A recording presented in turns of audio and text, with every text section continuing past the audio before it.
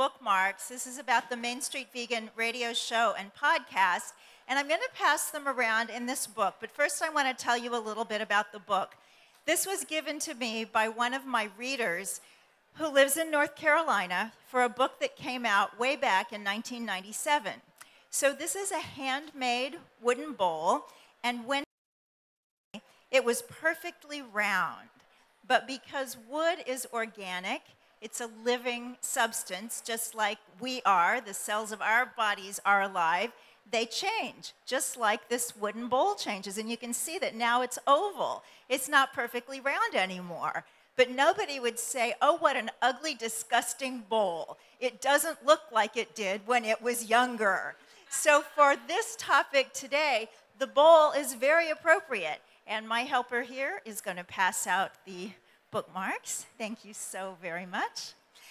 This talk is called When I'm 64, Eating Well to Age Brilliantly. That might not be the exact subtitle, but I'm liking that. Because I don't want to just age well or reasonably or okay. I want to age brilliantly. I want my life to get better all the time. And we live in a culture that says, that can't happen. Well, I am here to do, like the fairy queen in Alice in Wonderland, 6 impossible things before breakfast. If you can't accomplish the impossible, then what is the point? Now, when I was a teenager, that song came out from the Beatles, When I'm 64. And when I heard it, I always thought about, well, what am I going to be like when I'm 64? And I think anybody that hears it even now for the first time is like, oh yeah, when I'm 64. And I think a lot of us don't have a really great picture of what that's going to be like. I know that when I was a teenager and I heard that song, I would think, well, one good thing will be that by the time I'm 64, I will have been married to Paul McCartney for 40 years. So that part was good.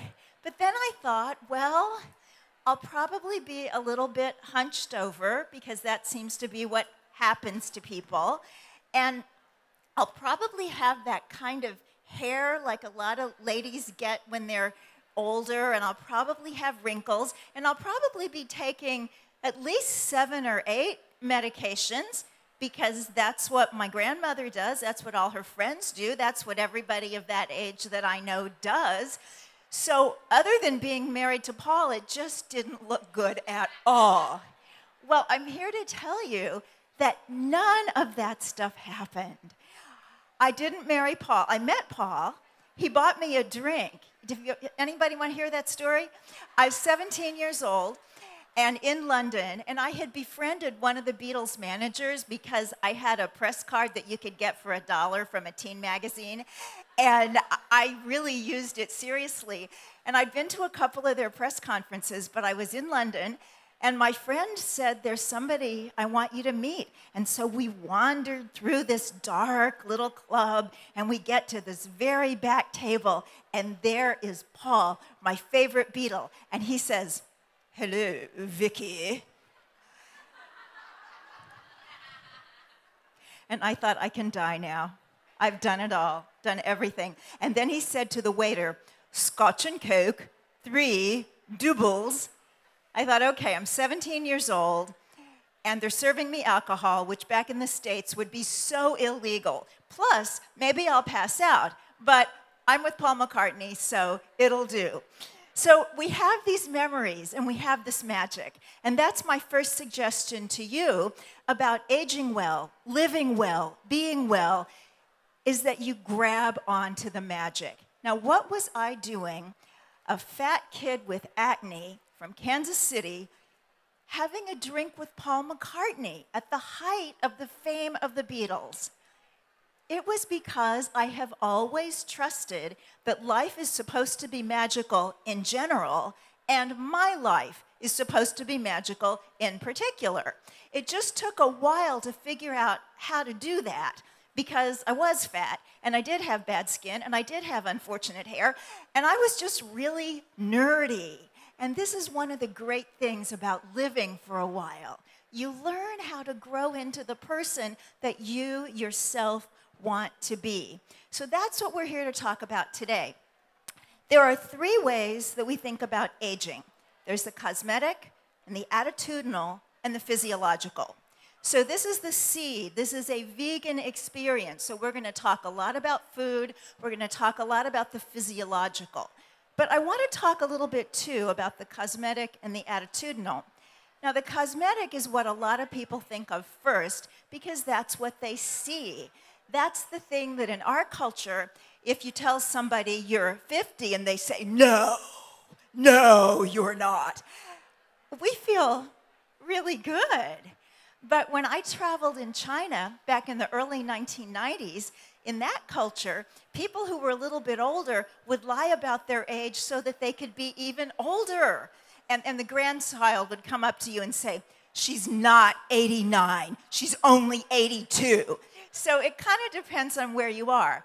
But certainly in our culture, we want to look good, we want to look well, and in our culture, we think of that as looking young. So we want to be beautiful. I just met these wonderful people, these arty water people, artichoke water. She was telling me that Catherine the Great's beauty secret was artichoke water. I don't work for these people. I met them 5 minutes ago, but I needed something to drink. It's really good, and we must be kindred spirits because my book, Main Street Vegan, has an artichoke on the cover. So cosmetically, you're going to look better if your attitude is great and if your physiology is functioning well. Because what's happening on the inside shows on the outside. And very often, when you look in the anti-aging literature, which is a totally unfortunate word, because who is anti-aging? If you're anti-aging, that means you are pro-dying young. This is not good. What we're opposed to is what the doctors call extended morbidity at the end of life. We want to have compression of morbidity. In other words, we want to live like wild animals out in nature. What happens there is that unless somebody has been injured or has a problem that came from birth, these animals all live in their prime throughout their lives. And then at the very end of their life, they fall ill, they're sick for a very short amount of time, and they leave. But what happens in our culture these days? Unfortunately, people start to deteriorate early.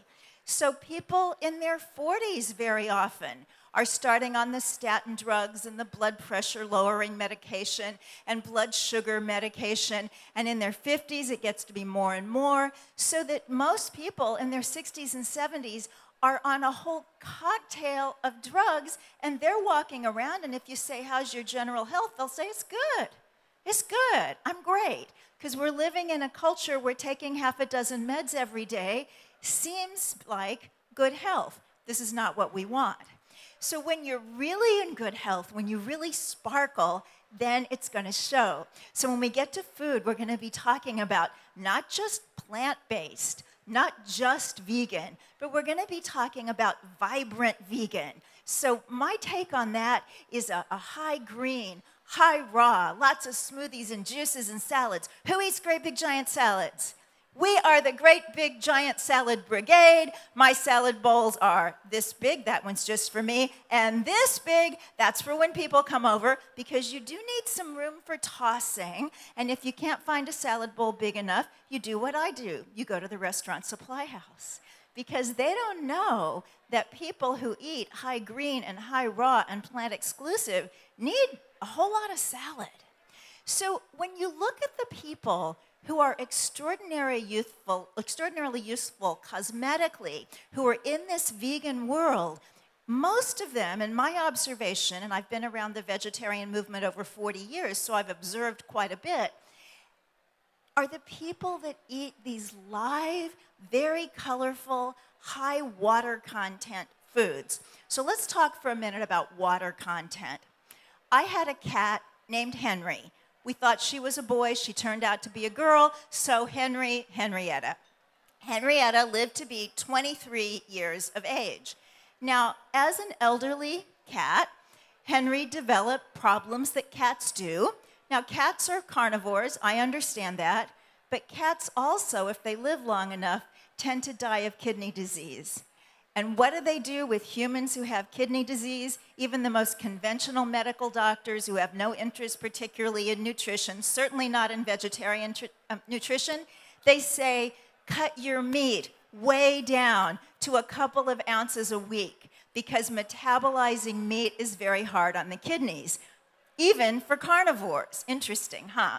So Henry had kidney disease, and she was very thin and drawn and didn't look so great. And the vet said, you need to start bringing her in 2 or 3 times a week, and we'll give her subcutaneous fluids. So they hydrated my cat, and everybody who would come over to visit would say, what happened to Henry? She looks like a young cat. Well, she got hydration. So for us, when we think about, oh, I need more hydration, we think about drink more water, drink more water. Well, that's fine up to a point. But the kind of water that your body can use is the water that comes from the fresh fruits and vegetables. That may be what these artichoke people are doing. What I know is that when you eat raw fruits and vegetables, when you drink their juices, when you make smoothies, then you're getting the kind of water that your body can use. There's a wonderful dermatologist in Los Angeles named Howard Moran. He makes a cruelty-free line of products. And he explains that when you just guzzle water, that water can collect around your cells and cause things like ankle swelling in the evening, that sort of thing. But when you get your water from the fresh fruits and vegetables, it goes right into your cell where you want it to be. In addition, some of these fruits and vegetables, pomegranate, for instance, and any of the nice dark red colors, actually helps more collagen to develop. So often when you're looking at ads and they talk about aging and anti-aging, they talk about lines and wrinkles. Well, lines and wrinkles, that has to do with your skin. That's a surface issue. It has to do with sun damage and other external things.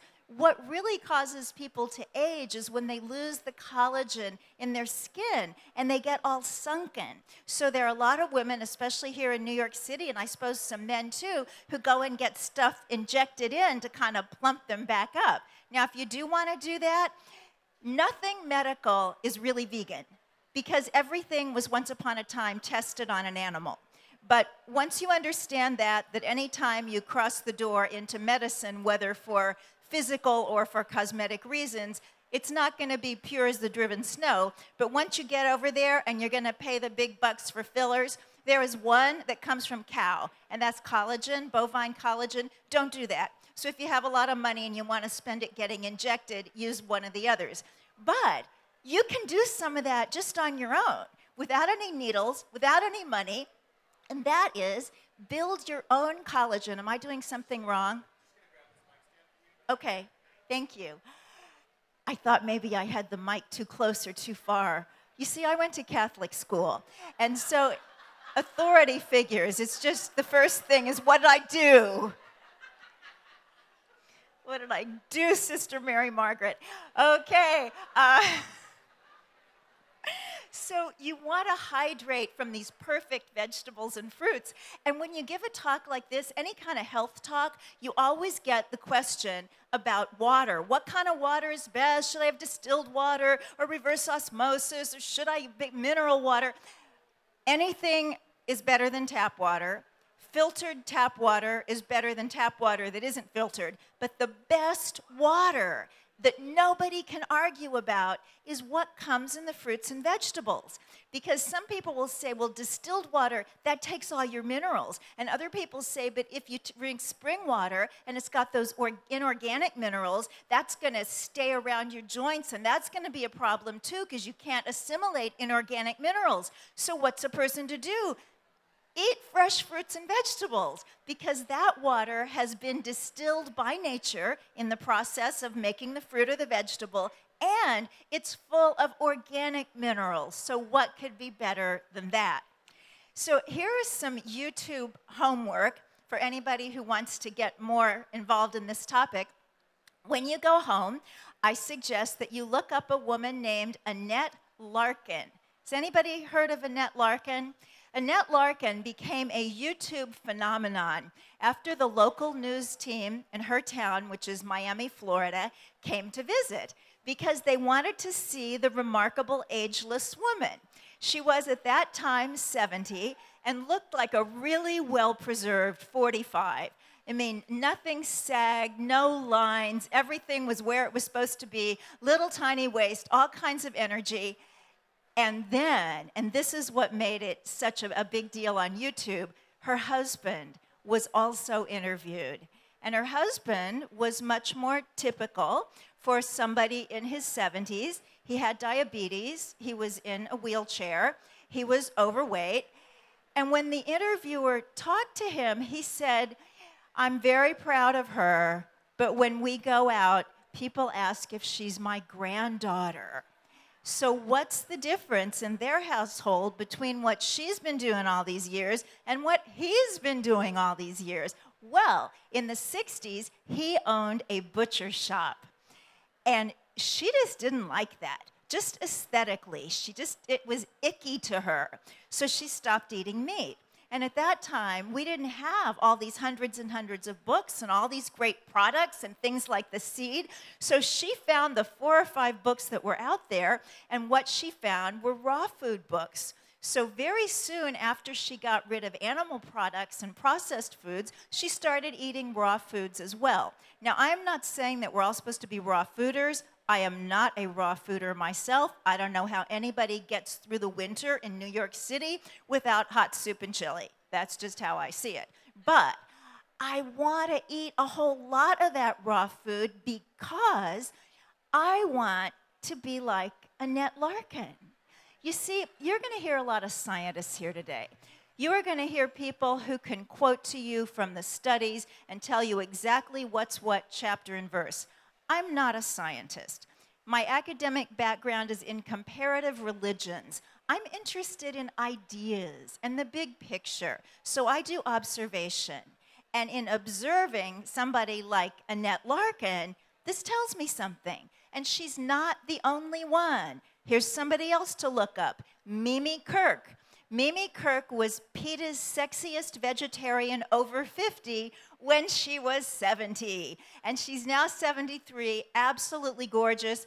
There's another woman, Sherry Soria, who has a raw food cooking school in California, the Living Light Institute. And lest you think it is only women, we had a fellow the other day come and speak at Main Street Vegan Academy. His name is Fred Bishie. He lives on Staten Island. He's a clinical nutritionist, 84 years of age, and he has been a raw vegan for, he says, well, it's either 48 or 50 years. Either way, it's working. He runs every day. He does Qigong. And when he came to speak for the Main Street Vegan Academy class, he got there early, and a couple of people wanted to go out and just do a little walk around the block during a break, and he asked to go with them. How many 84-year-olds do you know who don't have to go walking that voluntarily do it? Then he spoke for 90 minutes standing. A chair was available. He chose not to use it. And then he did my radio show for 60 minutes, no notes, all from up here. Is this how I want to be 84? Yeah, absolutely. So beyond the cosmetic, we get into the attitudinal. How do you feel about people who are older than you? Unless you were very, very close with your grandparents, you live in a culture that is telling you that older people are different. They're kind of weird. You don't want to get too close. You might catch it.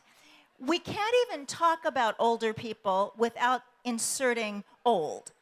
Let's say that there's somebody in the train with a really cute dog.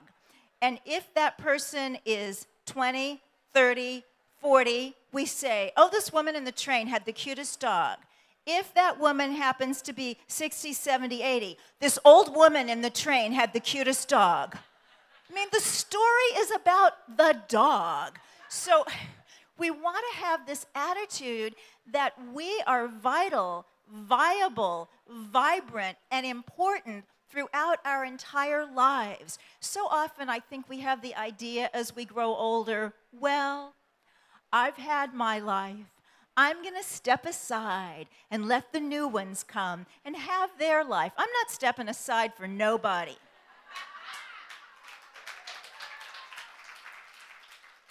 I will step aside when they've got all the dirt on my coffin and not a minute before that. And part of that inspiration is to be in this work, in this wonderful vegan health and compassion and saving the planet work that we're in. So I just want to find out who you guys are. Who is a committed vegan or vegetarian right now already? Great, welcome. But you guys don't matter much, you've already got it. So who is new? Who's looking at this, kind of curious, kind of interested? Very good. And then everybody else, I guess, was just drug here by your girlfriend? Is that? Okay, well, welcome everybody. I always like to speak like it's an AA meeting where they say the most important person is the newcomer. So welcome everybody who's been willing to come and listen to me and everybody else all day. So you want to have this attitude that your value is innate. Your value isn't about how you look or how old you are. And then you want to educate the world around you about your value. And then that's going to carry over, and they're going to treat the next person better because of how you presented yourself.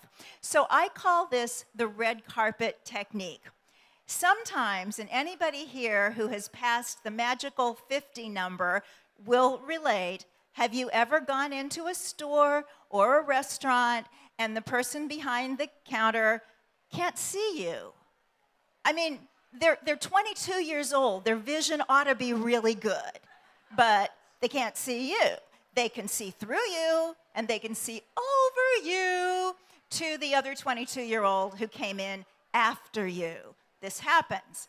Here's what you do to get your visibility back. You walk into the juice bar with the attitude that you own the space you take. You deserve the air you breathe. You play an extremely important role on this planet because you, by waking up in the morning and eating a kind breakfast, are saving this planet. So instead of walking into the juice bar like, you walk into the juice bar like, this is the red carpet, and I am here to get my award. Yes, I did a great job in that movie, didn't I? And you walk up there, and you order your celery, romaine, kale, just a little bit of apple and lemon juice with great pride and presence. Not only are you helping yourself, but you are letting that person behind the counter know that 20 years from now, 30 years from now, 50 years from now, he or she is going to have as much value as he or she has today. And he's going to learn that from you just because you walked in to get your juice. So have this wonderful attitude. Another way that you can really keep a youthful attitude is to hang around people who are chronologically young and or who also have a youthful attitude. And one of the ways to do that is to get really involved in this vegan, plant-based world. There are a lot of young people coming in all the time, and regardless of your age, they will like you. I have cooler friends in their 20s now than when I was in my 20s. Because now I'm interesting, and then I was learning to be interesting. So come join us, whatever your age. We love you. We want you to be part of this. Now I want to get to the nuts and bolts, which is the physiological part of growing older. We know that things change. Nobody wants to go out with their daughter, much less their granddaughter, and have somebody say, now, which of you is the mother? I mean, that would just be odd. So we understand that time passes and things change. But what happens in our culture, as we said before, is that people start to break down way too soon. So what can we do to keep ourselves physically and cognitively sharp until it's time for us to go on to the next adventure? Well, I have a program that some of you who have heard me before have heard before, but I have to share it because it's just the coolest program on earth. and it is called MEND, M-E-N-D, and that stands for meditation, exercise, nourishment, and detoxification. That is the recipe for growing younger, staying young, feeling amazing, looking great your entire life. And it's a good acronym because it's a way to mend your ways. What if a few weeks ago you were eating all kinds of awful food? What if a few years ago you were staying out late and drinking lots of alcohol? You can mend your ways. You can delete that stuff as if it never happened with meditation, exercise, nourishment, and detoxification. So we are going to talk about that now. Meditation is the only proven way to lengthen your telomeres. Who knows what about telomeres? Okay, this is such an exciting discovery. The telomeres are the caps on the ends of your chromosomes that protect your DNA. Because your DNA comes in strands, kind of like yarn, if anybody knits, and you know how that can just fray. Some people use the analogy, for telomeres. Oh, don't you love Manhattan? It's such a small space. You run into people you know everywhere. That telomeres are like the caps on the end of the shoelace. So when your shoelace would otherwise fray, you've got the little plastic cap that protects it. But you know, with enough wear and tear, that plastic cap on the shoelace can wear away. And the same thing happens with our telomeres. So every time your cell divides, which is of course necessary, that has to happen a lot, your telomeres get a little bit shorter. And this is the process of cellular aging. So the idea is, if cellular aging can be slowed down, then overall aging of the being comprised of those cells can be slowed down as well. So they have looked at diet, and it does appear that a low-fat diet high in lots of fruits and vegetables can help lengthen telomeres. Exercise that's really vigorous can improve the longevity of your telomeres, but proven beyond any shadow of a doubt as a telomere lengthening wonder is meditation. It is such a simple thing to do. It doesn't cost anything. And yet sometimes when people talk about certain supplements that might help, even though they cost $250 to $500 a month, people are like, how can I get the money to buy that supplement? Meditation has been proven and it's free, but people would rather not do that. I don't know why. I think it's maybe because we just sometimes don't want to sit with ourselves. But it's so simple. If you would commit for just 30 days, it's 1 month out of all the months that you'll live in your life. If for 30 days, even just once a day, even just in the morning, you would get your little meditation timer app and time it for 20 minutes, and you just sit. And you don't have to be a yogi. You don't have to sit in the lotus position. You can just sit cross-legged in your bed and lean against the headboard. You can sit in a chair with your feet on the floor. It doesn't have to be fancy. It's the idea of silence. You're going to bring peace into your life first thing in the morning before you go out into the hectic world. If just watching your breath is not interesting enough, then you can use a mantra or a phrase. I like to use all is well. I'll inhale all is and exhale well. So that's kind of double duty, that I get an affirmation and meditation. All is well. 20 minutes. Now 20 minutes twice a day they've looked at in a lot of studies, and what they found in one of those was that people who had meditated regularly for 5 years or more were 12 years younger physiologically. So let's do some math. It's good for the brain. Subtract 12 from your current chronological age. And whether you're really young or whether you're not, 12 years is a lot. So what they found with the people in this study was that they had better body mass index, lower blood pressure, better HDL-LDL ratio, and lower overall cholesterol. They had better joint flexibility, better vision, better hearing than the people who didn't meditate. So this is amazing. This is free. You don't have to go to Whole Foods. All you have to do is sit and maybe get up a few minutes early. So if you'd like to read something about meditation, there's a wonderful new book by Russell Simmons, who I'm very proud to say endorsed Main Street Vegan. That makes me really happy. Russell Simmons has a new book, and it's called Success Through Stillness. So get hold of that if you'd like to learn more.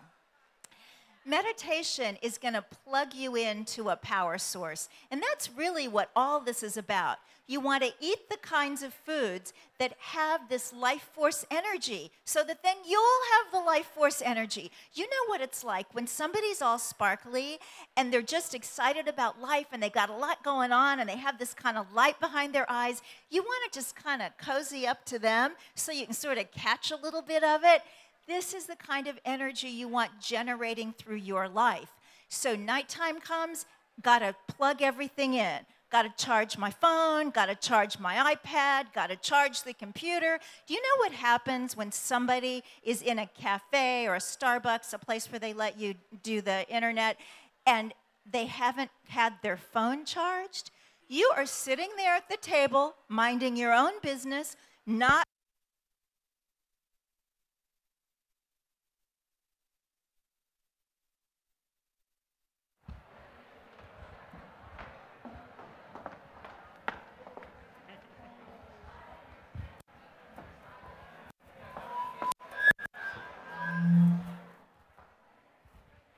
I can't believe that that happened when I was talking about charging things.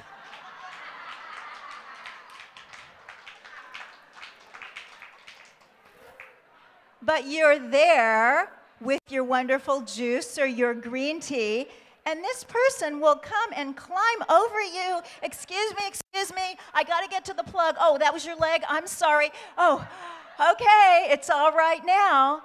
Well, why is it so important that our phone is charged when we're not charged?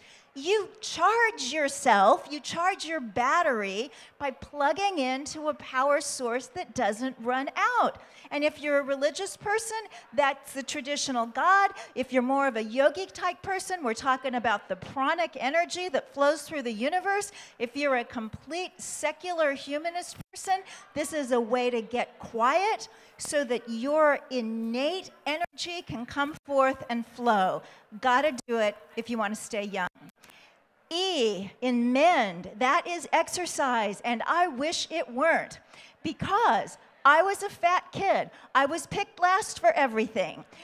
I stayed in to help the teacher clean the chalkboards, sharpen the pencils, whatever it took not to be assaulted in dodgeball.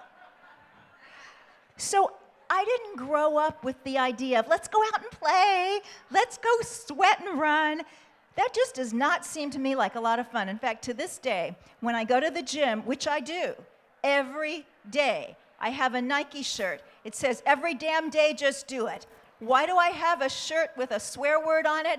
Because I need it. I need the motivation. It is absolutely essential.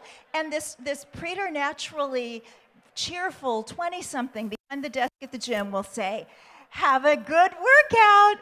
And I think, no. Jane Austen is good. A quiet dinner with a great friend is good. Being bored out of my skull for 45 minutes on a stationary bike, no. But I do it, and because I do it, these amazing things have happened. When you exercise, your cells believe that there's a reason to keep taking care of you, to keep life going. Another great book, not from a vegetarian point of view, but he hardly talks about food, so it's okay. It's really about exercise. It's called Younger Next Year. This is written by a medical doctor and master's level athlete. And what they say is that at the cellular level, there's only two ways to go: growth and decay. So your options are move and give your cells and atoms the message that they're supposed to keep working for you, or not. And when you don't, this gives our ancient atoms the message there is famine in the land, Now, you could be lying on the couch and eating vegan chocolate all day. Your cellular message is still going to be famine. He's not moving. We're not going to take care of him. So you need to work with your body, and this is by moving. Now, you guys are a sophisticated group. You know the kind of exercise we're supposed to be doing, and if you stay in here after this talk and meet the plant-built team, oh my gosh, those people are so incredibly inspiring, because I want to be kind of a super plant-built person. Why not? So they're going to tell you more about exercise than I ever knew. But what I do know is that we need the cardio, the aerobic stuff for the heart and for the lungs. But I always like to look at the metaphysical and metaphorical underpinnings of all this stuff. So yeah, we're there and we're on the treadmill, or we're doing our Zumba, or whatever we're doing for cardio. What's also happening? They call it cardio, they call it aerobic, they also call this endurance exercise. And what I am told by people who have lived even longer than me, that you need a lot of endurance for going forward in this life. You know, sometimes somebody will say old age is not for sissies. So we're going to build that endurance by staying on the treadmill for what the gentleman who wrote Younger Next Year suggests, 45 minutes, 4 times a week. That seems like a long time, but I have a word for that, and that word is podcast. Because if you're listening to a fascinating podcast, you want to keep going, because there's so much interesting information coming in here, you may as well keep your feet moving. So I've passed out the bookmarks about my podcast, Main Street Vegan. There's so many other great ones. Rich Roll, who has spoken here before, super duper podcast. Colleen Patrick Goudreau, The Joyful Vegan, beautiful, beautiful. Our Hen House, wonderful couple, big animal rights people, really smart women. Erin Red, who was instrumental in getting the seed started a few years ago, has Erin Red Radio. So you can just Google vegan podcasts, and you can listen for years and never ever be bored doing your endurance activity. Then talk about the plant-built team. We've got the weightlifting. And I actually like weightlifting. That is the one kind of exercise, maybe because my dad was into it. You know, there's so much genetic. I was listening to the dietitian who was speaking for Main Street Vegan Academy the other day, and she said that you are what your grandmother ate, because your mother's eggs were formed when she was in your grandmother's womb, and that some of our desires and the kinds of foods we like come through us genetically from the family this way. Well, my dad worked his way through medical school as a prize fighter in Detroit in the 1930s. So I think I'm connecting spiritually in some way with him whenever I work out with weights, and I really like it. Metaphysically and metaphorically, in addition to keeping your muscles strong, to keeping that muscle decay that starts around your mid-30s from happening, and building your bones, underneath all that, this kind of working out is going to give you courage and strength to take a stand in this world for what you believe in. If you are an animal rights person and you say, I'm only doing this for the animals, don't make me go to some stupid gym, go to the stupid gym, because it's going to give you the courage to stand up to the person who is rude to you when you're out there talking to those carriage horse drivers. When I was doing a whole lot of working out and taking some self-defense classes as well, I was driving down the street, and here is this man beating up this woman on the sidewalk. I mean, right there in plain sight, all kinds of people just standing and watching like it's some kind of floor show. It's like, well, nobody else is helping her. I guess it has to be me. So I shut off the car, I get out, I go over there, and when I finally get to them, I realize this guy was some kind of pituitary giant. But I was there, so I looked up at him and screamed as loud as I could, "Cut it out!" Goliath was speechless. His mouth moved. No words came out. And then, unfortunately, the woman got up on her tippy toes. Did I tell you he was big? and kissed him on the cheek. But she saw what I did, and so did all those other people who didn't try to do anything. And that's only because I had been working out and I felt strong. Could I have taken this guy on in a physical altercation? Of course not. But the strength that I was building in my muscles came out into the strength in my aura, the strength in myself. That's what happens. And then you need flexibility. Does it take any flexibility to get through life? Does it take flexibility to live with humans or work with humans? Oh my goodness, I think whoever is in charge of karma plans offices so that people have to sit next to one another who would never, ever in real life get along. So we've got to be flexible. We know that in yoga they say you are as young as your spine. So you want to keep that flexible. How do you do that? When you're young, you're naturally flexible. Look at little kids and puppies. They're just all over the place. You don't have to say to a 3-year-old, do your stretching now so you don't get stiff. But what happens as you get older is you can keep that flexibility. You just have to help it. So the way you help it is that at night, when you're watching TV or whatever, you just get out your yoga mat and you get down on the floor and you do some stretches. It doesn't have to be anything fancy. Keep your yoga mat out so that when you wake up in the morning, you'll be reminded first thing to stretch in the morning, just like your dog does, just like your cat does. And underneath all the wonderful things of keeping all flexible and youthful and not having aches and pains, there is this metaphysical, metaphorical flexibility that helps you be flexible in difficult situations. I learned this at IKEA. It was before we had IKEA in Brooklyn, and I had to hire a guy called Schmuck with a Truck to drive me to New Jersey.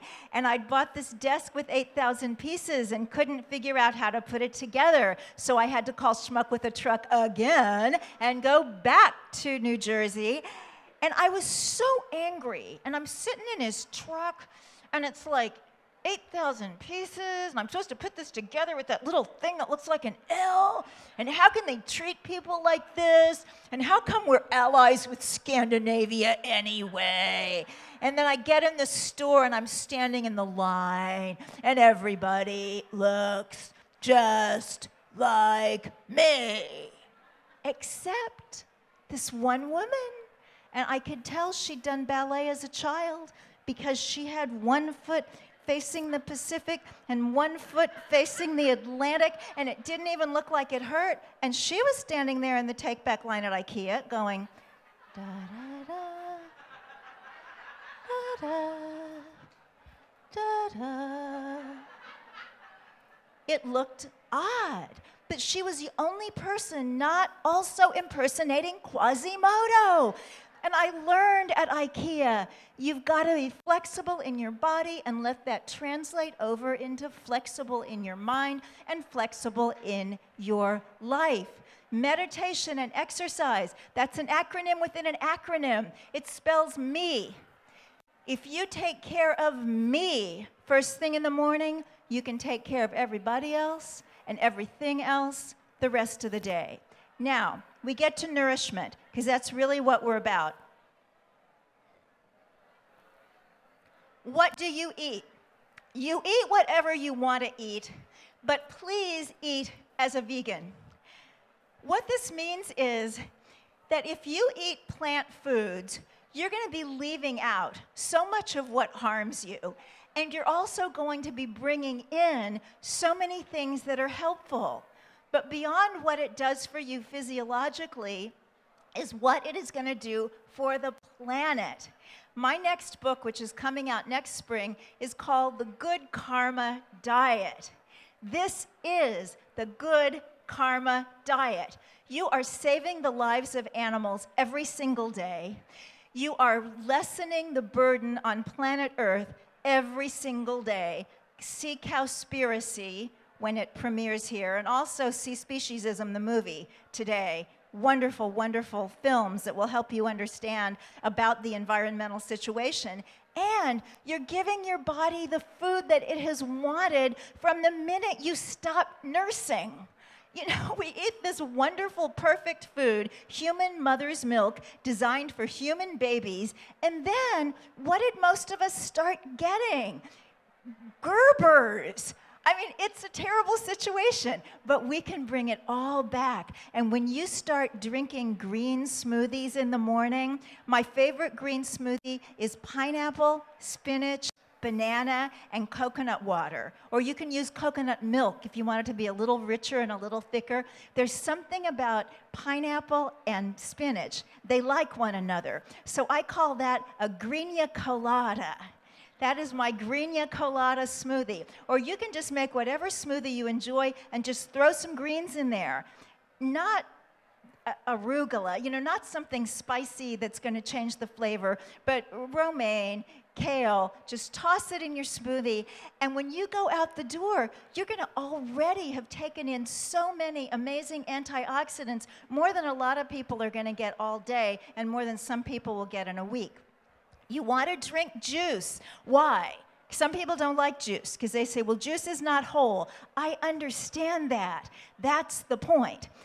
There is no fiber in juice, and that doesn't mean that you shouldn't have fiber. And most Americans hardly have any fiber. That's why the Phillips lady does all the commercials on TV, because everybody has got messed up guts. When you talk to young people and say, do you have any health situations going on? You know what they've got? Skin and gut.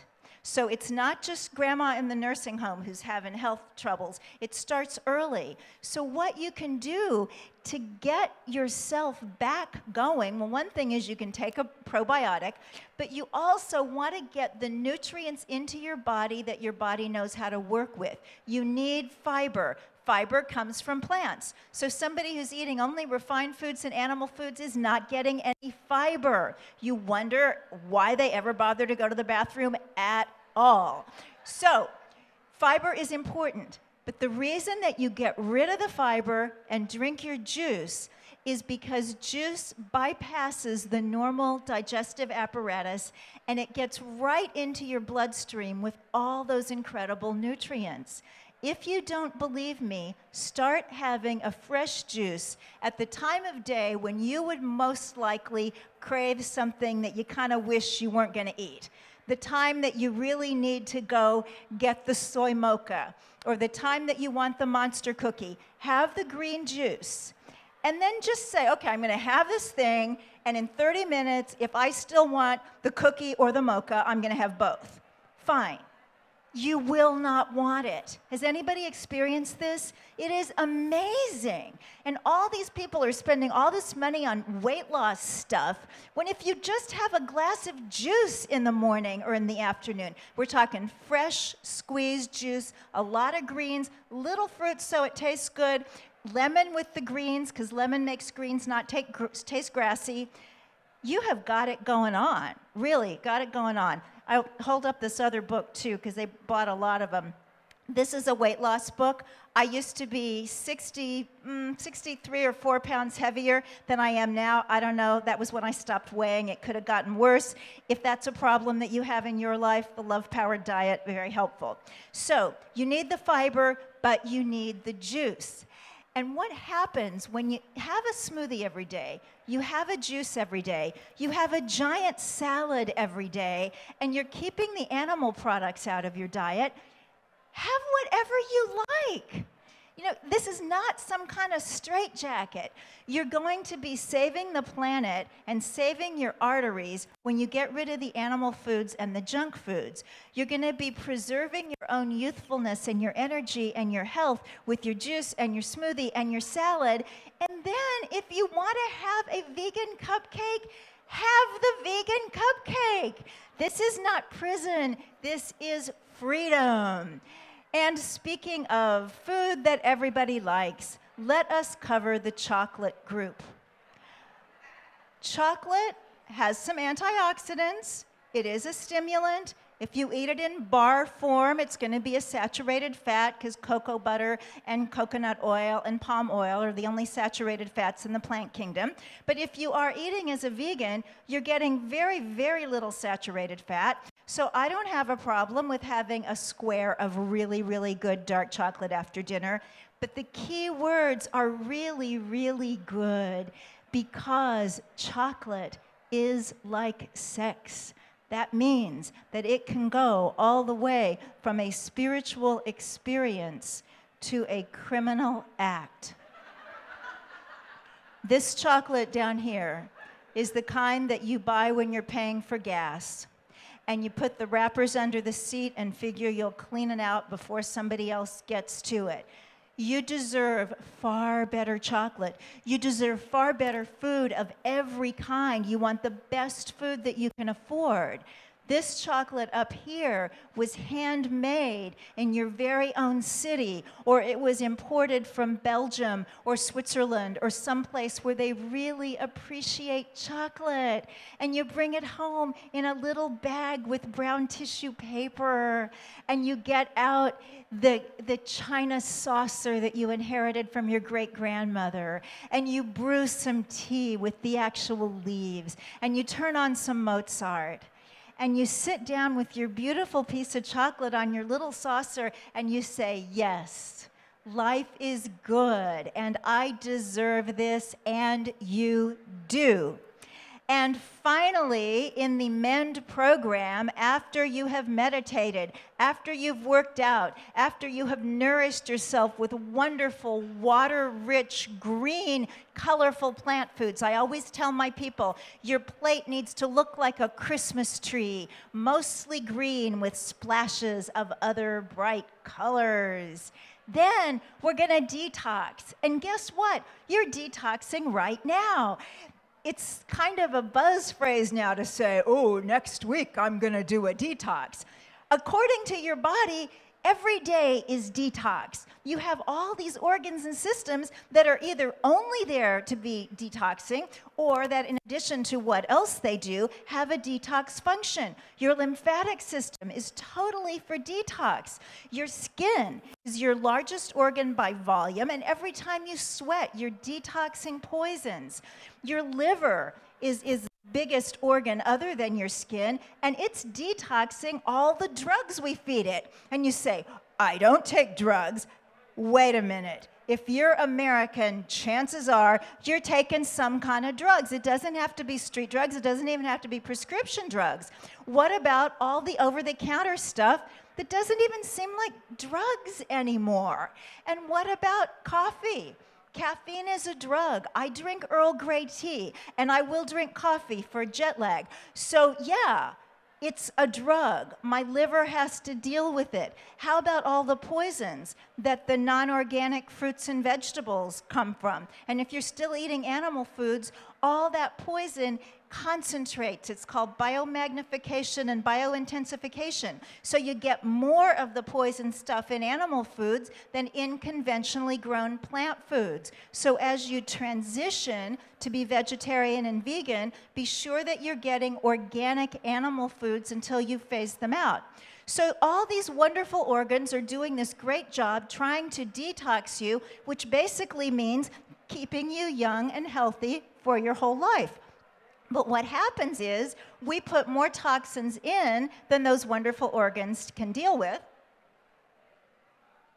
And then we want to do something extraordinary to help out. Well, that's great. Here are 3 or 4 extraordinary things that you can do. And then I'm going to do the extraordinary thing of stopping talking. So, first thing, you cannot tox yourself so much so that you need to detox. So, where are we getting all these toxins? All kinds of ways. We're breathing them, we're eating them, we're drinking them. And then we rub them on our skin. And people say, well, that's not that big a deal. It just goes on. If you have ever known anybody to stop smoking by putting the patch on, you know that the stuff does go in. So you want to use the non-toxic toiletries, body care items, and guys, we're talking shaving creams, toothpaste, soap. This is just not lipstick and mascara. This is the whole shebang. You don't want to poison yourself just to stay clean and smell good. And what's really interesting is most of the non-toxic products are also cruelty-free. And most of the cruelty-free products these days are mostly non-toxic. If you want to know more about the cruelty-free part, go to leapingbunny.org. You can find out all the companies that are good. And if you want to know more about the toxicity, go to the Environmental Working Group website, ewg.org. They have a campaign called Skin Deep that will tell you all of that. Then you want to get all the nasty cleaning chemicals out from under your sink. There is a toxic waste dump in your kitchen. And all this stuff is outgassing the nasties. So get rid of them and replace them with the nice, clean kind of products. And so many people say, well, I can't afford to go to the health food store and buy that stuff.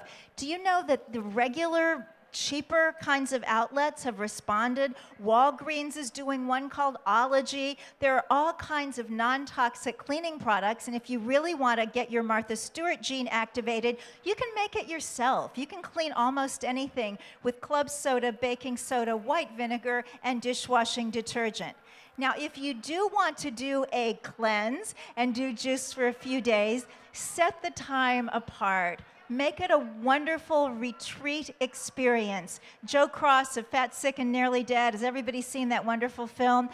Fat, Sick, and Nearly Dead 2 is going to come out in a couple of weeks, I think. It's pretty quick, so keep an eye out for that. But what he calls this little period on juice is a reboot. And what do you do when your computer is just giving you fits?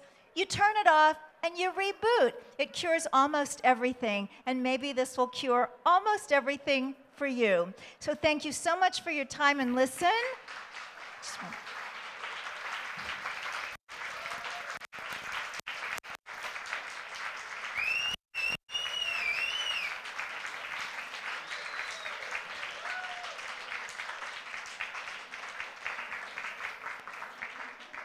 Wow, I had to wait till I was 64 for that kind of a reception. Thank you. The bookseller is in the back. They didn't get in all the copies of the newest book, Main Street Vegan. More will be coming this afternoon, so cycle back by the bookseller and get yourself a copy of Main Street Vegan. Thank you so much.